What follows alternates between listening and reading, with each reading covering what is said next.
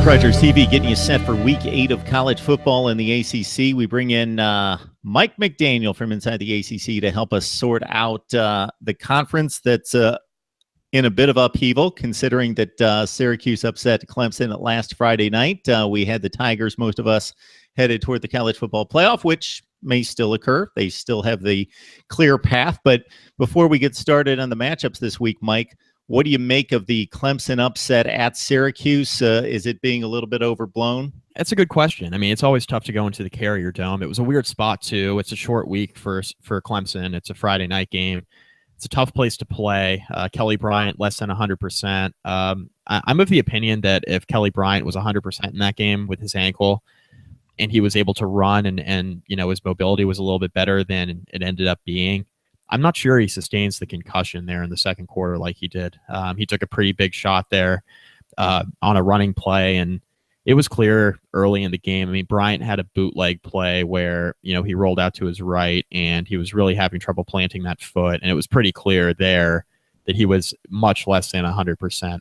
I'm starting to wonder if it was really worth playing him in that spot.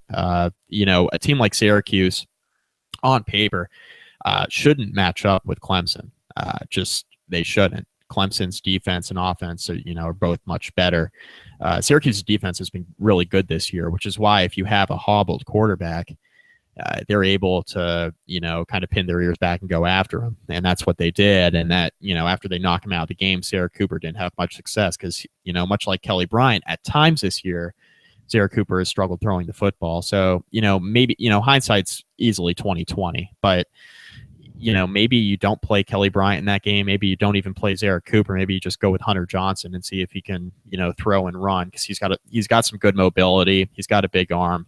I think he's a guy in that spot that would have performed fine against Syracuse, but maybe Dabo Swinney didn't feel that way, and that's why you roll with Kelly Bryant at less than 100%, and then you bring in Zara Cooper. But I was very surprised they didn't play Hunter Johnson. I'm also surprised that they went away from the run. The running backs had pretty decent success in that football game. Feaster had a couple nice runs. Travis Etienne had a couple of nice runs. They were averaging like 4.5 yards a carry, and that was really surprising to me. They just kind of went away from the run in that game and kind of tried to throw the ball.